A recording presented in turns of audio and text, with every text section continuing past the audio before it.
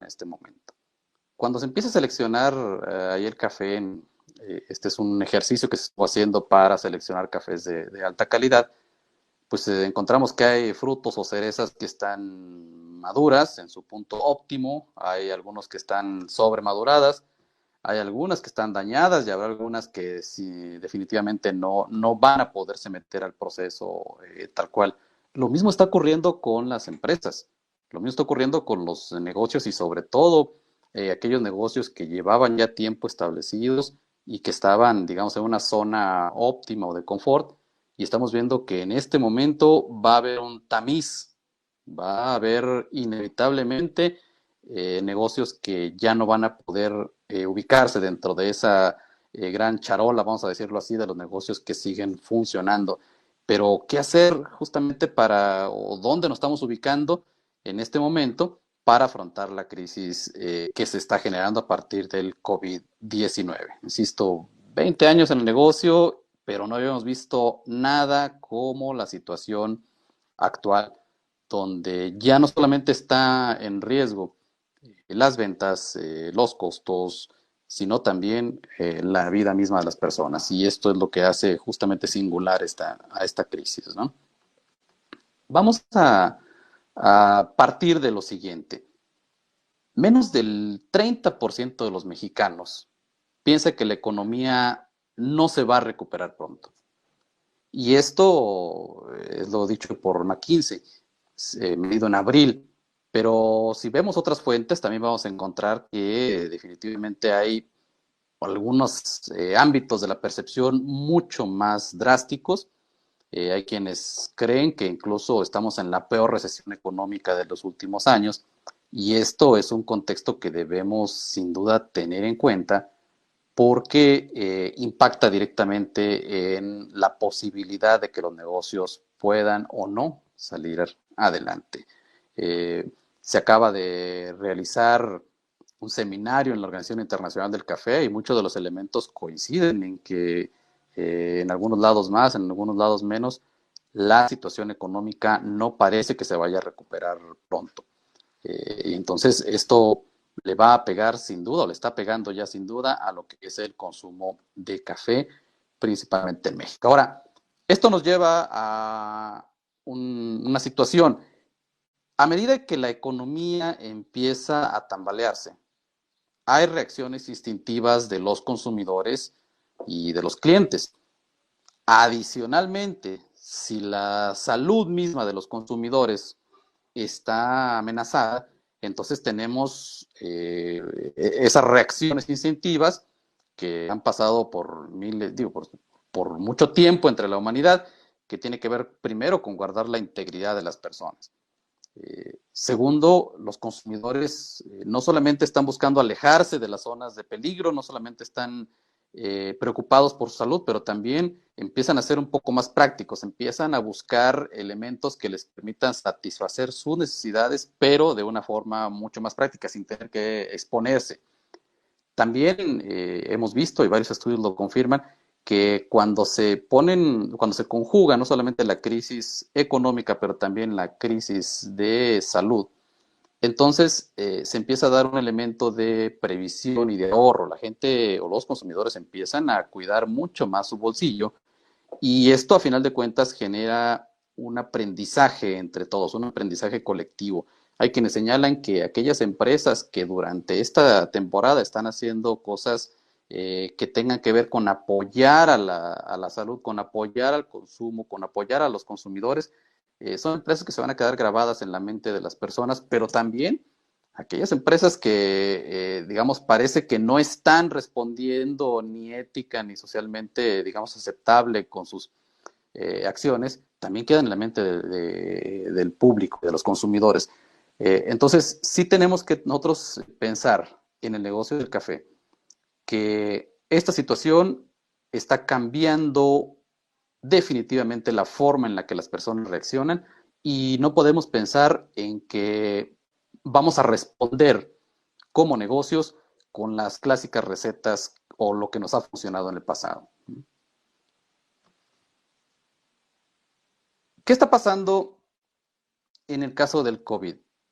Eh, sin duda, aquel elemento que había dado pie a que muchos negocios crecieran en el sector café está hoy en jaque, dada la situación de la imposibilidad de poder tener esa proximidad, de poder tener esa cercanía entre lo que por mucho tiempo ha dado ya una acción de empatía entre lo que es el barista y lo que es el consumidor, entre lo que es la información, entre lo que es la preparación, entre lo que es esa experiencia, ¿sí? Esa experiencia que tienen los consumidores con las barras, los negocios que están relacionados con lo que le llaman la segunda y la tercera ola del café. Eso está cayendo sin duda, y no porque los negocios lo quieran ver así, sino porque no hay forma. Incluso después de que, digamos, podamos volver a la nueva normalidad, no podrán ser las mismas situaciones de el barista hablando plenamente con los consumidores, acercándose, que los consumidores vean esa forma de preparar su café. Toda esta situación que se estaba dando, digamos, soporte a la segunda y tercera ola, va a quedar un tanto rebasada o tiene que cambiarse porque los consumidores no van a poder estar tan cerca, ni los negocios van a poder estar tan cerca de los consumidores. Entonces tenemos que tenerlo en cuenta justamente para ver cómo vamos a poder mejorar o innovar en este sentido, ¿no? Y por ello, en este contexto, estamos hablando básicamente de 3 consejos. No son aquellos 3 consejos de la fábula donde decían básicamente eh, no dejes camino por vereda. Quien conozca la fábula, por ahí luego la ponemos en alguna liga, pero básicamente eran para que las cosas salieran bien después de alguien que va y regresa después de estar un tiempo fuera y le dan 3 consejos. Simplemente en lugar de darle dinero, le dan 3 consejos. Su patrón le decían en aquel entonces, no dejes camino por vereda, no te dejes guiar por lo primero que ves y no te metas en lo que no te incumbe. Eran básicamente los consejos de esa fábula. Eh, Aquí vamos a hablar de 3 consejos que son prácticamente lo contrario. El primer consejo tiene que ver con reaccionar. Reaccionar pero con perspectiva. El segundo consejo tiene que ver con recordar que no estás solo, no estamos solos o no estás sola en los negocios del café. Y el tercer consejo tiene que ver con renovar esa propuesta de valor.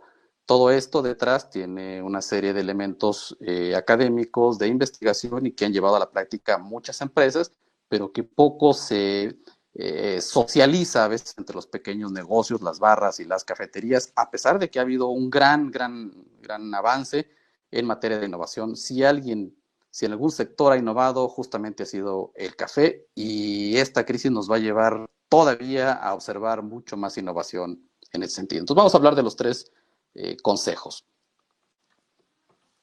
Comencemos con el primer consejo, que tiene que ver con reaccionar, pero reaccionar con perspectiva. Y entonces aquí lo primero que estamos viendo es la necesidad de que los negocios pequeños, medianos o grandes estén pensando básicamente como en 2 gerencias.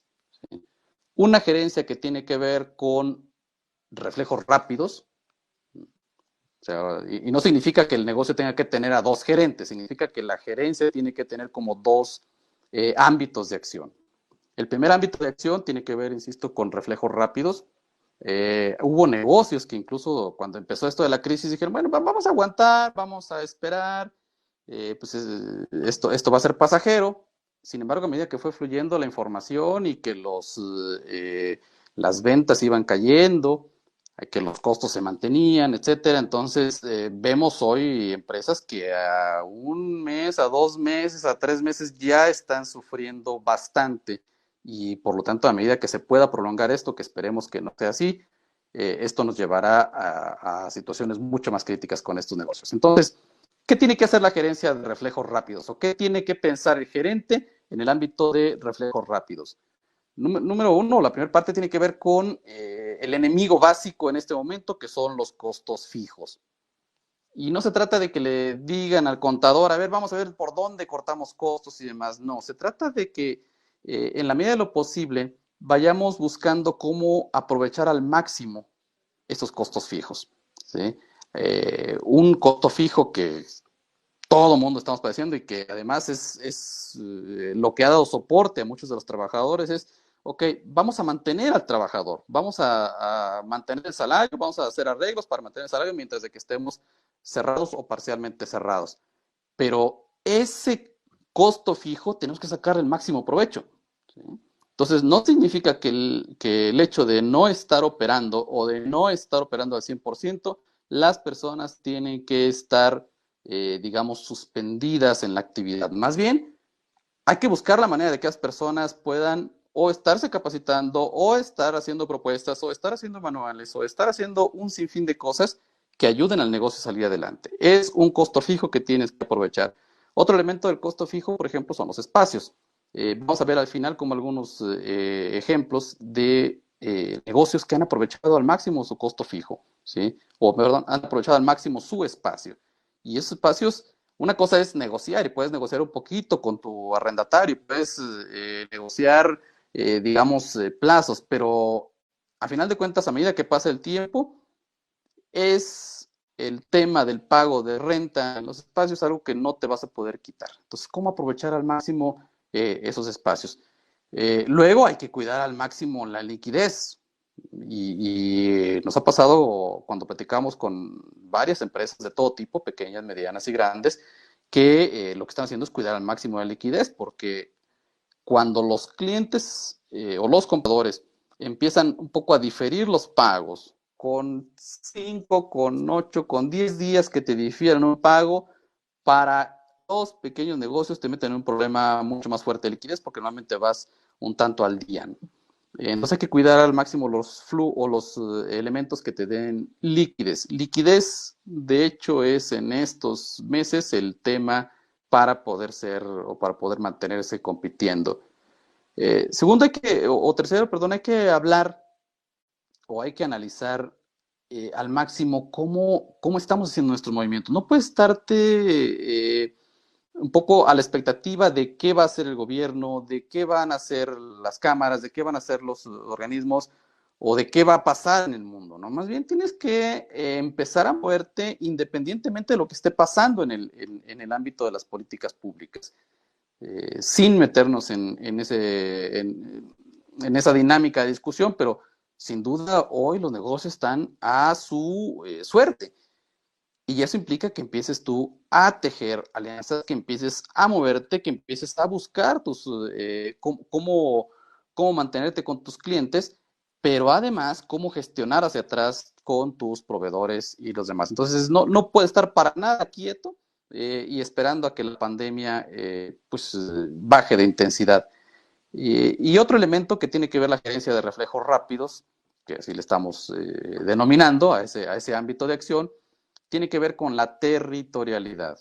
Vamos a ver al final algunos ejemplos sobre cómo aquellas empresas que están aprovechando al máximo su relación con los clientes cercanos, las familias que viven incluso en la misma cuadra donde está establecido el negocio, con otros negocios de la misma zona, se están de alguna manera teniendo menos drástica esta caída en ventas y esta caída en la economía en general. Entonces, primer consejo, hay que reaccionar con perspectiva, y una forma de reaccionar tiene que ver primero con que la gerencia se enfoque en tener reflejos rápidos. No estamos hablando de una economía de guerra, aunque se parece un tanto este asunto, ¿no? Hay que tener reflejos muy rápidos. Un segundo elemento de este reaccionar con perspectiva tiene que ver como si disgregáramos a la gerencia en una gerencia de acciones estratégicas. Es decir, el primer ámbito de la gerencia tiene que ver con reaccionar muy rápido, y el segundo tiene que ver con cómo desarrollamos acciones estratégicas. Y para ello hay una técnica ahí o una metodología que tiene que ver con prospección. Es decir, palabras más, palabras menos, la prospección significa que podemos ver de diferentes maneras el futuro. Una forma de verlo es, bueno, pues ya estamos como predestinados a este asunto, ya nos llegó la pandemia, pues a ver qué pasa, ¿no? Y dejamos todo en manos de Dios. Y esto es bueno, sin embargo, no te permite a ti o no te permite diseñar lo que estás esperando hacia el futuro. Y la otra forma, el otro extremo de ver el futuro es eh, viendo la situación actual, cómo nos estamos imaginando que queremos vernos en este futuro, ¿no? Y eso implica mucho análisis, implica mucha capacidad de conocer las tendencias para poder adelantarnos un tanto a ese futuro y nosotros construir el futuro que queremos. Entonces, por eso la gerencia de acciones estratégicas tendría que estar pensando más en asuntos de prospección para diseñarse a sí mismos o diseñar la empresa hacia futuro. Vamos a ver un elemento que está relacionado con el segundo consejo. A ver, recordemos que no estamos solos y aquí sí los invito a que acerquen un papel con un lápiz y podamos diseñar este pequeño o muy sencillo diagrama. Si ubicamos al centro el negocio, llámese barra, cafetería, restaurante, tostador, etcétera, tenemos, digamos, dos presiones inmediatas. Una, la presión que tiene que ver con la disminución del flujo de ventas normalmente. Y por otro lado, la presión de proveedores. Todos los proveedores estamos buscando que nuestro cliente nos empiece a pagar. Ya imagínense ustedes el que les vende el café, imagínense ustedes el que les vende los insumos, imagínense ustedes el que les da servicios. Entonces todos los proveedores están de alguna manera, oye, pues ojalá que vendas más para que me puedas pagar más rápido, para que no me dejes en este momento, es importante, y entonces te empiezan incluso a vender más productos, a querer vender más productos, ¿no? Y el negocio está en medio, justamente en medio de clientes y de proveedores. Pero también tenemos en esta red de valor, que es como se le llama este diagrama, en esta red de valor tenemos por otro lado a los competidores tratando de llegar con el mismo cliente. ¿Sí? Esto de que cada negocio tiene la fidelidad de los clientes es un tema que empieza a tambalearse y entonces hay muchos más queriendo competir y máximo en este momento competir por la preferencia de nuestros clientes. Y en el otro extremo tenemos a lo que son entidades complementadoras, es decir, aquellas entidades que no están compitiendo contigo, pero tampoco dependen de ti, son entidades un tanto externas que te ayudan más bien a llegar o a incrementar ese tamaño del pastel o el tamaño del mercado, te ayudan a llegar mejor a los clientes y que también, digamos, tienen relación con proveedores. Y pongo un ejemplo muy sencillo. En el tema de barras y cafeterías, en México, la Asociación Mexicana de Cafés y Cafeterías constituiría un ejemplo de complementador, porque lo que está haciendo o lo que se supone está haciendo tiene que ver con ampliar el negocio, abrir más a los consumidores, invitar a los consumidores a consumir café y entonces ahí cada una de las barras y cafeterías, digamos, trata de aprovechar esa situación. La pregunta es muy relevante.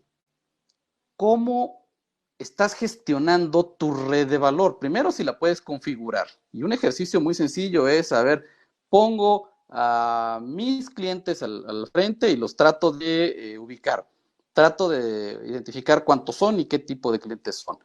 Ubico a mis proveedores del lado de abajo, ubico a mis competidores, ¿sí? Y luego a mis complementadores. Y la pregunta es, ¿cómo estoy gestionando esta red de valor en esta situación de crisis, ¿no? Eh, esto es un tema que muchas empresas a veces se van de lado, ¿no? O dejan de lado y entonces piensan que están solos contra el mundo. Y no es cierto. Eh, Así como apelamos, o como algunos restaurantes, por ejemplo, apelaron a que el consumidor comprara bonos para poder mantener a los empleados del negocio y comidas adelantadas, etcétera. Esa es una forma de gestionar los clientes o apelar a que el cliente te ayude a mantener el negocio.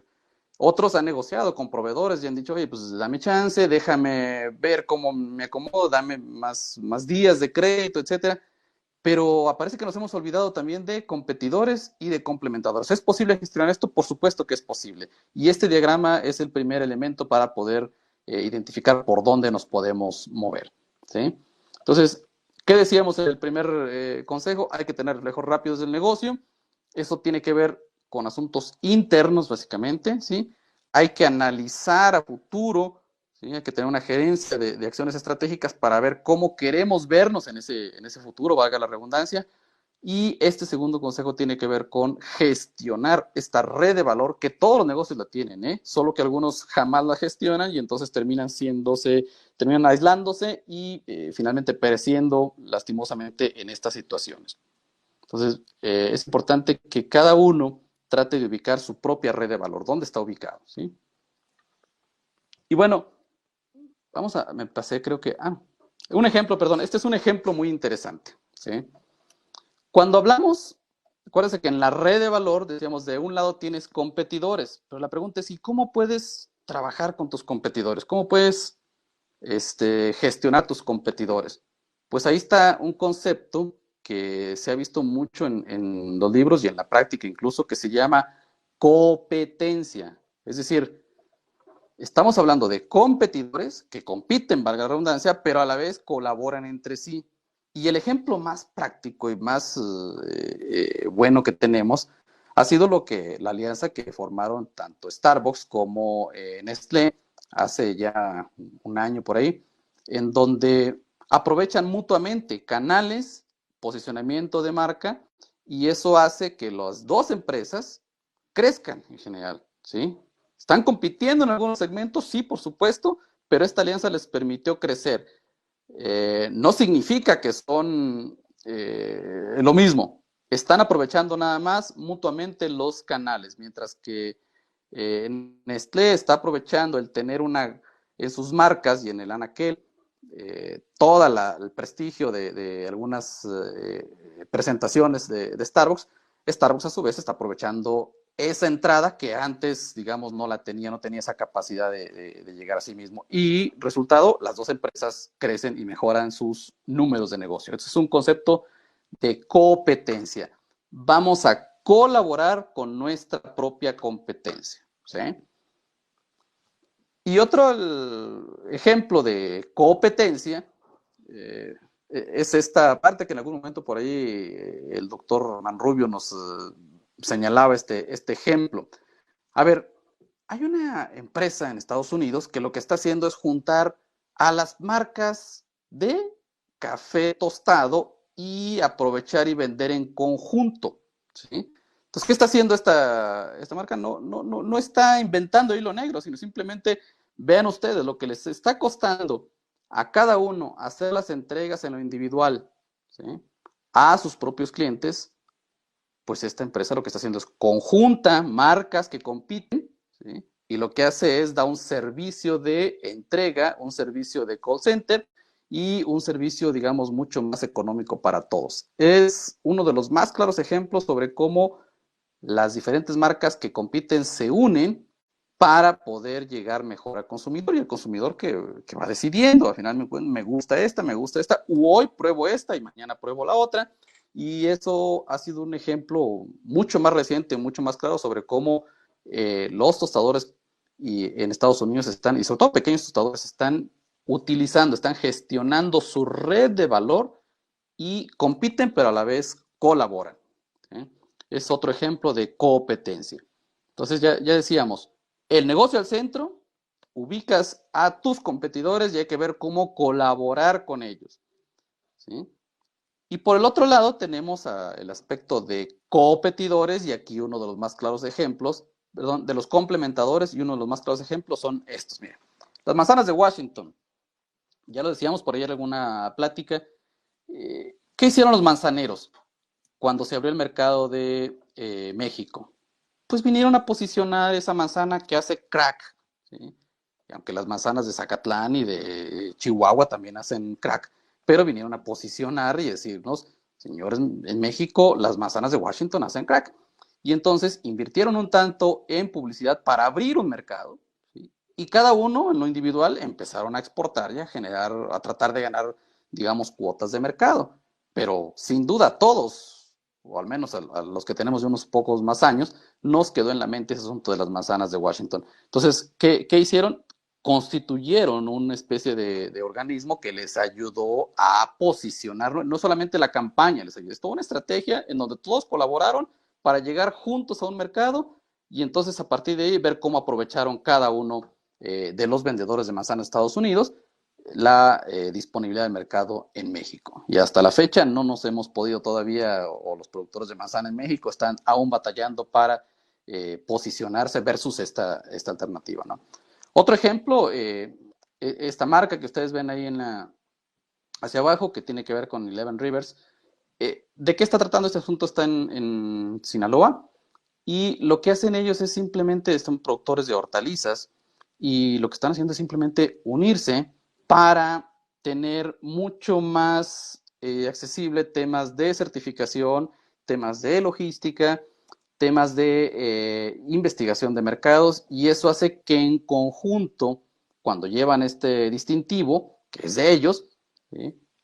Pueden acceder mejor a los mercados. Entonces, por un lado, insisto, se trabaja como competencia, pero por otro lado se juntan, ¿sí? Y hacen que pueda abrirse más el mercado en esta situación. Y en café, regresando al tema, me parece que el papel de AMS es fundamental para poder hablar de complementadores, entidades que no son tu negocio, pero que sí te pueden ayudar a abrir mucho más mercado. ¿Cómo lo estamos gestionando? Ese es un asunto. A veces ser una membresía o ser parte de la asociación ayuda, pero ¿cómo estamos proponiendo? ¿Qué estamos haciendo al respecto? Ese es un tema que quedará por ahí como pregunta. Y bueno, el tercer consejo tiene que ver con esto. Es muy fácil hablar de innovar, es muy fácil hablar de, bueno, vamos a cambiar, vamos a mejorar, pero llevado a la práctica no es tan sencillo, ¿eh? O sea, no es tan fácil que los negocios eh, caminen o avancen hacia una propuesta de valor que le dé sentido a los clientes. Y pongo un ejemplo muy, muy básico. Cuando yo les pregunto a las barras y cafeterías, oye, ¿por qué el cliente debería de comprarte? Entonces la mayoría contesta, bueno, porque debería de comprarme porque ofrecemos calidad. Muy bien, ofreces calidad, pero yo no he encontrado a ninguna barra o cafetería o demás que diga que su café es de mala calidad. Ok, es que hacemos servicio. Bueno, como consumidores, normalmente lo mínimo que esperas, que el servicio sea adecuado, que sea correcto. Bueno, es que nosotros ofrecemos una experiencia. Sí, esa experiencia, ¿cómo es? O sea, ¿qué la hace diferente de otras experiencias que existen en el mercado o de tus competidores? Entonces, lo que invitamos a los negocios es a que sin mucha academia, pues tratemos de ver cómo en una especie de hoja, en un lienzo, por eso se llama lienzo de modelo de negocios, representemos cómo está hoy nuestro negocio para avanzar hacia una propuesta de valor. Y lo que ustedes están viendo en la pantalla es un lienzo que se divide básicamente en 9 secciones, y vamos a explicar de manera general cómo opera o qué es lo que implica cada una de estas secciones. Miren, ustedes lo pueden hacer en su propia hoja blanca. Por un lado, del lado izquierdo van a encontrar ustedes que dice alianzas. Entonces, hoy en día, su negocio de café, de barra, de tostaduría, ¿con quiénes está haciendo alianzas? ¿Cuáles son sus principales alianzas? Es decir, aquellos negocios que no son de ustedes, aquellas entidades que pueden o no ser proveedores, pero que les están ayudando a mejorar, les están ayudando a mantenerse en el ámbito. ¿Cuáles son? Muchas veces aquí encontramos, por ejemplo, que la mejor alianza que tiene el tostador es el negocio que le provee los cafés de buena calidad y que le ayuda a que lleguen a su almacén, que requiere un flujo continuo. Muchas veces nos encontramos que hay negocios que hacen alianza con restaurantes, por ejemplo, ¿sí? O con sus proveedores de equipo.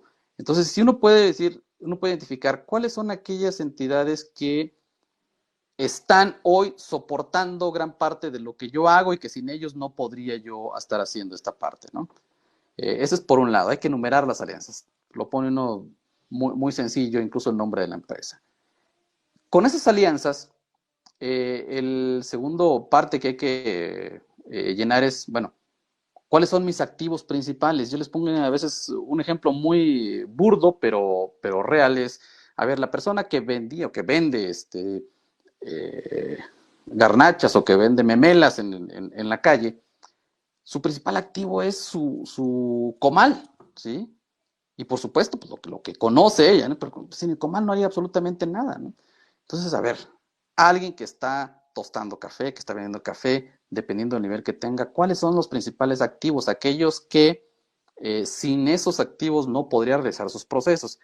Y aquí cuando analizamos, encontramos que hay muchos, pero muchos casos de empresas o de negocios que hacen ver como que, bueno, yo tengo 4 máquinas o tengo dos tostadores, pero algunos de ellos nunca los utilizan o casi no los utilizan. Y de hecho no son indispensables para la actividad que realiza o para el tamaño de actividades que realiza. Y eso, señores, tiene que ver con un uso inadecuado de los activos. A veces en este primer análisis encontramos que una primera decisión para poder renovar esta propuesta de valor tiene que ver con deshacerse de activos que no son lo suficientemente productivos. Luego nos vamos al cuadrito de procesos y ahí empezamos a ver, qué es lo que estaba yo haciendo, qué es lo que estoy haciendo a partir de mis alianzas y de los activos que tengo. La preparación de café, el tostado, la distribución, ¿sí? Y la pregunta es ahí, ¿cómo puedo mejorar esos procesos? Ahorita en esta situación, ¿me están sirviendo esos procesos o qué es lo que puedo yo mejorar con ellos? ¿Sí? Y entonces ahí encontramos que cuando algunas empresas empiezan, es que necesito recortar gastos, necesito generar un poquito más de liquidez, pues algunos procesos los podemos dejar de lado o bien unir actividades para poder mejorar esos procesos. Siempre, siempre hay posibilidades de mejorar los procesos, ¿sí? De ahí nos brincamos a la parte de abajo que dice la estructura de costos. Con esas alianzas que tengo, con los activos que tengo y los procesos que realizo, ¿cuáles son mis principales rubros de costo? ¿Sí? Personal en este momento, la mayoría está sufriendo con personal, ¿sí? Porque es insistimos, el costo fijo que le está pegando al flujo de efectivo. Pero algunos otros rubros también hay que empezar a señalarlos y ver cuál es el de peso mayor, porque en ese es donde hay que tratar de incidir para empezar a bajar costos. Siempre hay la posibilidad de bajar costos. Del otro lado nos brincamos, ¿sí? Y entonces empezamos a ver, esto es lo que yo hago para producir, para procesar, para tratar de vender. Del otro lado, tengo el segmento de clientes. ¿Cuál es mi cliente? ¿Cuál es mi cliente principal en este momento? ¿Sí? Sin duda recordarán ustedes que hay, o les habrá pasado, que hay empresas que vivían o que su negocio principal consistía en atacar el segmento de las personas que trabajaban en oficina. Dejan de operar las oficinas y entonces se cae totalmente el negocio, al menos no están en el flujo suficiente. Y recuerden que aun y cuando volvamos a la nueva normalidad, no podremos pensar en que va a haber el mismo flujo de personas, ¿sí? Y ya veíamos que algunas reacciones instintivas tienen que ver con ahorrar. Y entonces los que aún mantengan su empleo van a llegar de manera escalonada al trabajo, ¿sí? Y quizás si se gastaban 40, 60, 70 pesos en ir a tomarse un café, probablemente hoy no lo hagan de la misma manera. Y entonces ahí tenemos que ver cómo no depender de un solo segmento de clientes. Y vamos a ver un poco más de innovación al respecto. La otra es cómo hacíamos para llegar a estos clientes, que tiene que ver básicamente con el canal. Pues la mayoría o del clásico negocio de café tenía que ver con que estábamos cercanos a un lugar de trabajo y entonces el cliente pasaba por el café para llevar y se lo tomaba o bien se lo tomaba ahí en el mismo local. Eso ahorita sin duda no está pasando y entonces empezamos a ver qué mejor le tenemos que hacer al canal para poder llegar a nuestro cliente. El otro tema tiene que ver con promoción, la otra sección tiene que ver con promoción. ¿Qué hacíamos para mantener la fidelidad de nuestros clientes? ¿Cómo nos estábamos comunicando con los clientes? Las redes sociales habían sido sin duda algo muy importante para poder atraer la atención del cliente y que el cliente llegase a donde estábamos o bien para que interactuáramos con él. Imagínense lo saturado que están ahorita las redes sociales para poder mantener esta misma relación con los clientes. Entonces, hay que ver cuáles son los otros elementos de promoción que a lo mejor no hemos utilizado lo suficiente y que los podemos utilizar. Y finalmente, en este preanálisis del modelo de negocio, tenemos que ver cuáles son nuestras fuentes de ingresos. Nos hemos encontrado casos donde ahorita nos dicen, bueno, es que como no estamos vendiendo lo suficiente café, también estamos agregando pues bocadillos, pan, etcétera, y eso está complementando los ingresos. Y la pregunta es si esos complementos no te están saliendo por otro lado más caros. Si es una estrategia, digamos, transitoria para poder mantener la fidelidad de los clientes, pues está muy bien. Sin embargo, tienes que tener en cuenta que esto tiene que ser sostenible a través del tiempo, ¿no? Y por lo tanto, quizás para poder mantener esa oferta diversificada de productos, tienes que reforzar tus alianzas, ¿sí? O tus procesos. Entonces, eso nos da un panorama general. Y ahora sí, con esos elementos, volvemos a la pregunta central. ¿Cuál es la propuesta de valor? En esta nueva normalidad, ¿por qué un cliente preferiría tu negocio, preferiría tu producto versus la oferta que existe? ¿Sí?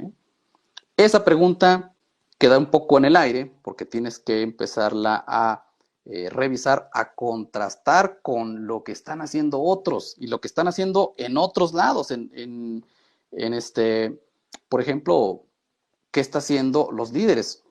Uno diría, bueno, es que pues, yo no soy la clásica franquicia que tiene un montón de sucursales ni demás, yo no soy Starbucks. Bueno, pero ¿qué está haciendo Starbucks al respecto?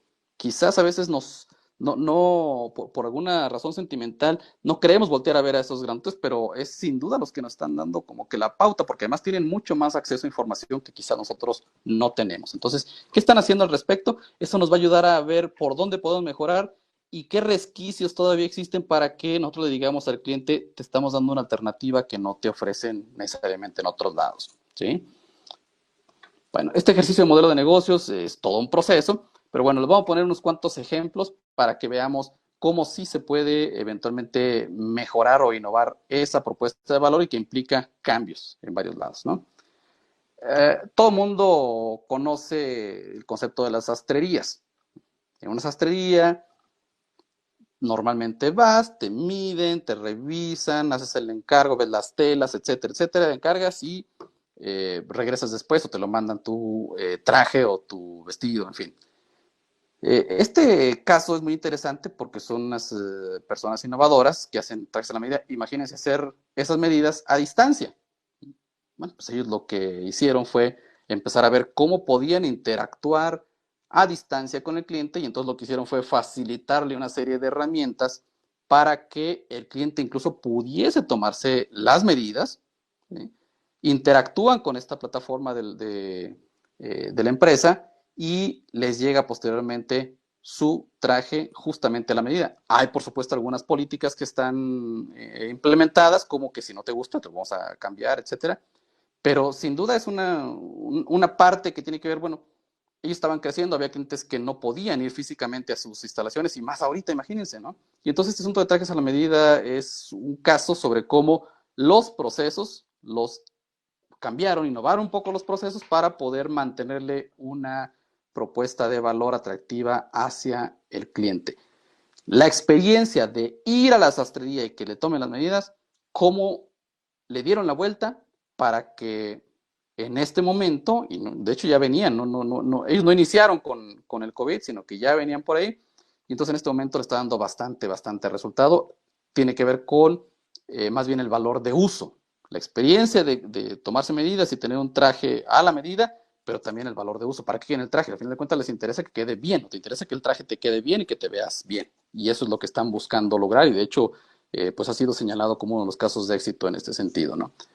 El otro caso, quizá más cercano al café, nos evoca, nos recuerda lo que ha pasado con o por qué surgieron las cápsulas de café.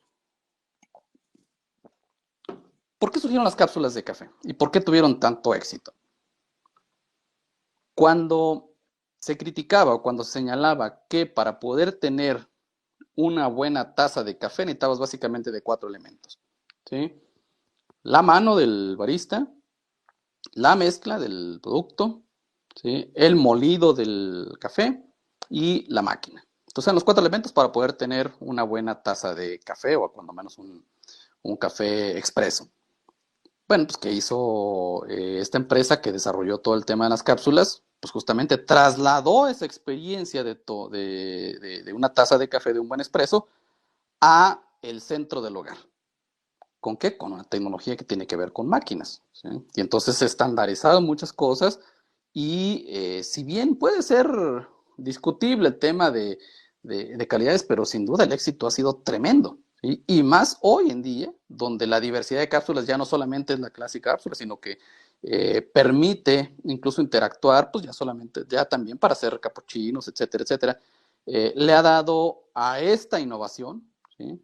De proceso y de segmento de clientes le ha dado un aire tremendo al consumo de café. De hecho, ha soportado en gran parte pues las eventuales caídas de consumo general. Entonces, estos dos casos nos ilustran cómo las propuestas de valor tienen que ir más allá de la experiencia y también recordar más el valor de uso. A veces nos olvidamos del valor de uso. ¿Por qué? ¿Por qué queremos un café así o por qué queremos un traje así? ¿Para qué estamos tomando? ¿Para qué estamos acudiendo a una barra? ¿Sí? Nos queda, por ejemplo, en el aire el asunto de socializar. Mucha gente va a una barra de café, pues no tanto por tomarse el café, ¿verdad? Es va pues, para socializar, para que la gente lo vea, es incluso símbolo de cierto estatus. Bueno, ¿cómo podemos hoy sustituir eso o al menos acercarse a esa situación? Pues es un tema que queda por ahí como interrogante para todos en ese sentido, ¿no?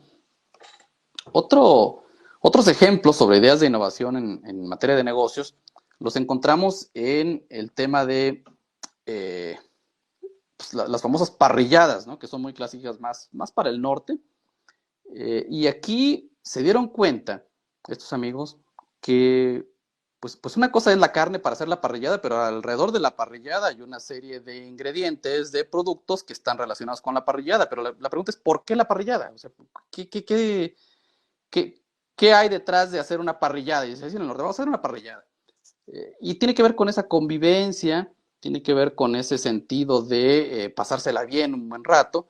Y entonces, bueno, pues, ¿qué hicieron algunos innovadores en ese sentido? Bueno, vamos a hacer que la parrillada sea un elemento un poco más profesional, aunque sea en la casa de quien sea, ¿no? Y entonces armaron desde concursos de parrilleros hasta paquetes completos. Hoy tú puedes pedir un paquete completo de parrillada para disfrutarlo con tu familia, que es algo que lo puedes hacer aún en esta situación de COVID. Y pues es un negocio que está creciendo tremendamente. Yo volvería un tanto a la pregunta, ¿por qué preferir tu negocio? Bueno, a lo mejor estás pensando ya hoy en ofrecerle esa experiencia que tenía en tu barra, cómo trasladarla hacia su propio hogar. Otro ejemplo lo vimos en pinturas. De hecho, ha ganado premios este caso de innovación, porque ¿de qué dependía el que pudiéramos pintar nuestra casa? Dependía de que hubiera un maestro, un pintor que viniera a nuestra casa. No podías llevar la casa a ningún lado, tenía que venir a nuestra casa y pintar ahí. Y de que él conociera oiga maestro, ¿y qué me recomienda para este color? Pues mire, esta pintura es buena y así asado, ¿no? Oiga, pero yo me gustaría sentirla así y esa. Mire, yo le recomiendo que compre aquí, que compre allá. Es más, yo voy y se la compro, ¿no? ¿Y qué hicieron los de esta empresa? Dijeron, bueno, pues, vamos a tratar de que el consumidor, el que es el consumidor final, el usuario final de la pintura, pues también no solamente vea como que hay que pintar eso, sino que entienda que o vea que esto es algo divertido, que esto es algo que él puede desarrollar su creatividad, que él puede hacerlo. Y entonces implementaron una serie de cursos, de cursos a distancia, de asesorías y demás, para que la gente comprara la pintura directamente. Y eso no está sustituyendo para nada el uso de los maestros pintores. Al contrario, no todos vamos a desarrollar esa creatividad, ni mucho menos, y entonces, pero sí nos permite ensayar. Y la respuesta que ha sido que han vendido mucho más pintura y muchos más accesorios de pintura, ¿sí? En el mismo ámbito del negocio. Entonces, este tema de innovación es sin duda algo que más allá de desarrollar la creatividad hay que pensar en las necesidades que está teniendo nuestro cliente y cómo ante esta competencia podemos, o esta situación, podemos avanzar hacia tratar de llevarle esas experiencias. Si antes, insisto, el consumidor quería estar en nuestra barra porque le gustaba la ambientación, porque le gustaba cómo le preparaba su café, el asunto es, y en esta nueva realidad, ¿cómo vamos a hacer que ese consumidor no solamente siga teniendo esa experiencia, sino que además incluso pueda comprarnos más o podamos venderle más? ¿Sí? ¿Qué más tenemos al respecto? Miren, este caso también es muy interesante. Si algo ha habido como ejemplos de innovación, pues lo tenemos en una innovación tecnológica en el cine, por ejemplo, ¿no? Todos que son, digamos, de mi edad o un poco más grandes, recordarán que pues en su momento las pantallas de cine eran una cosa muy distinta a lo que vemos hoy y que hubo un momento en que las pantallas o los cines tradicionales tuvieron una crisis muy fuerte con la llegada de innovaciones tecnológicas, el beta, el VHS y luego después el cine en casa, etcétera.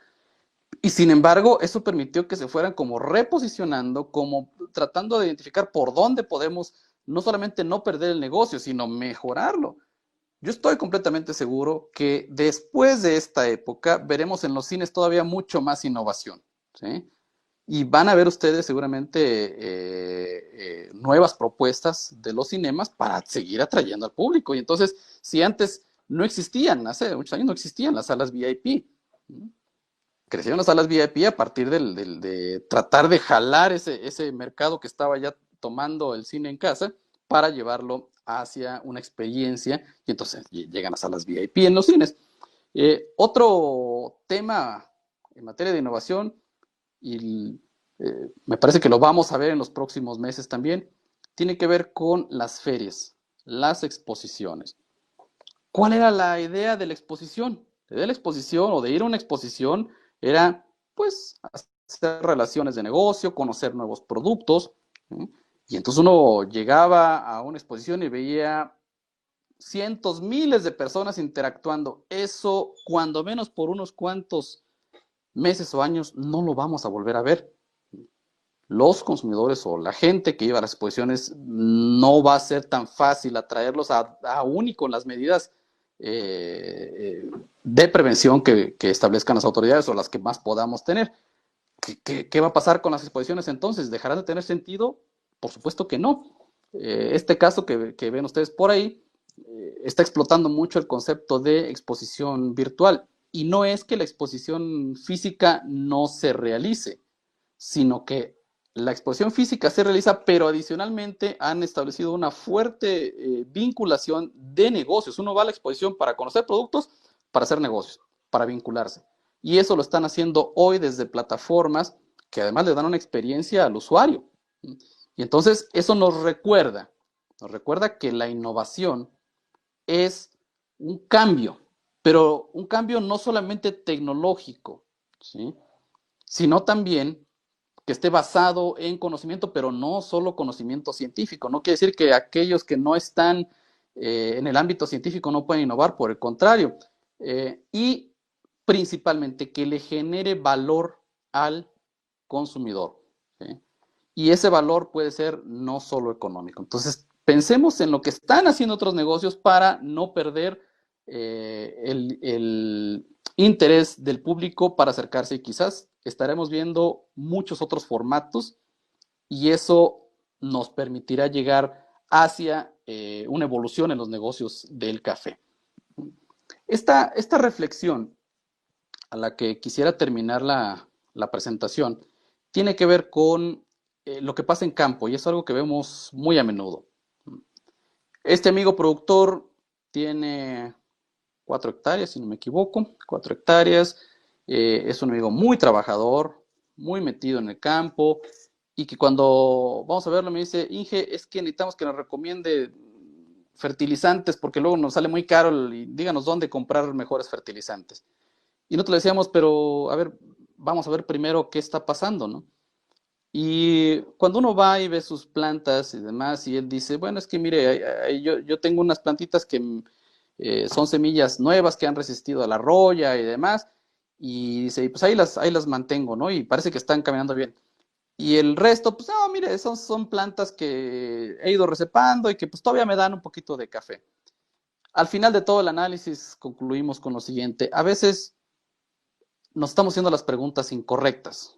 La pregunta correcta para nuestro amigo productor, y lo compartimos con él, fue: oiga, a lo mejor el tema no es dónde consigue más barato el fertilizante, sino cómo hacer para aplicar menos fertilizante. Y un elemento para aplicar menos fertilizante sin duda tiene que ver con aquellas plantas a las cuales, si ustedes ven ahí la imagen de esa planta que tiene muchos tallos, cualquier cantidad que le pongas de fertilizante va a tardar mucho más la planta en asimilarlo para hacerlo llegar hasta donde están las hojas y los frutos, versus la otra planta, que es un tejido nuevo, que está asimilando mucho más rápido el fertilizante. Y entonces nos vamos a ver temas de suelo, y eso nos hace involucrarnos en otro tipo de capacitaciones. Esta reflexión nos invita a preguntarnos todos, quizá no solo cómo vamos a venderle al cliente, sino qué necesidades ahora tendremos que satisfacer del cliente. Y para eso, ¿qué implica que nosotros cambiemos al interior de nuestro negocio?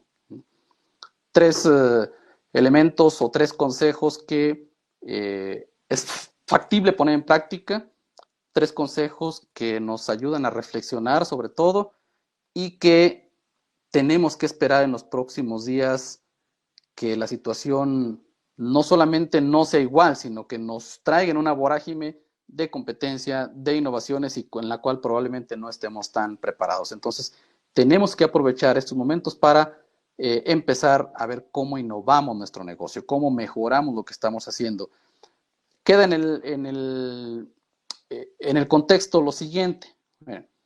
Ya lo decía por ahí alguna persona. El hábito de consumir café, o más bien el consumo de café, es un tanto inelástico, ¿sí? O sea, no es tan fácil que dejemos de consumir café los que ya estamos acostumbrados a tomar café. Pero en esta situación, si antes yo iba a consumir mi café en la barra o en la cafetería o en el restaurante, y ahora por alguna razón no puedo salir, pues yo quiero tener cierta experiencia de consumir café. Y entonces aquellos que me acerquen el producto o que me den alternativas para que yo pueda tener esas experiencias son aquellos negocios que en café van a mantenerse. Y por otro lado, si hoy mi reacción instintiva es cuidarme, si hoy mi reacción instintiva es ahorrar, ¿cómo puedo sentir que quien me ofrece un producto no está atentando contra esa reacción de ahorrar?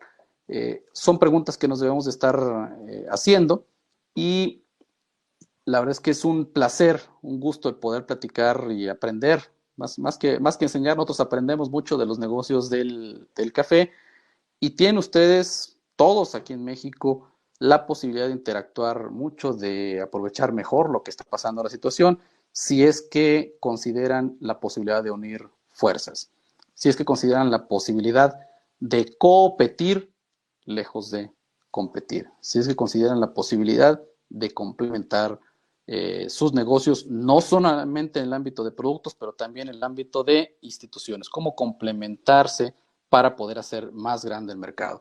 Y en un buen escenario pensemos lo siguiente: ¿qué pasa si esta situación en realidad es un poco más ligera, es un poco, digamos, menos drástica, y en las próximas semanas y meses la demanda o la movilidad empieza a crecer tremendamente? Preparémonos también para un buen escenario.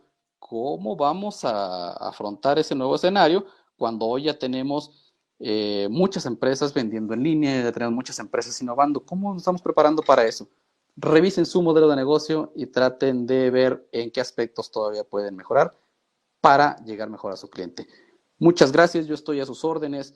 Como director Grano México, es un gusto el poder participar en este tipo de seminarios. Muchas gracias y a las órdenes.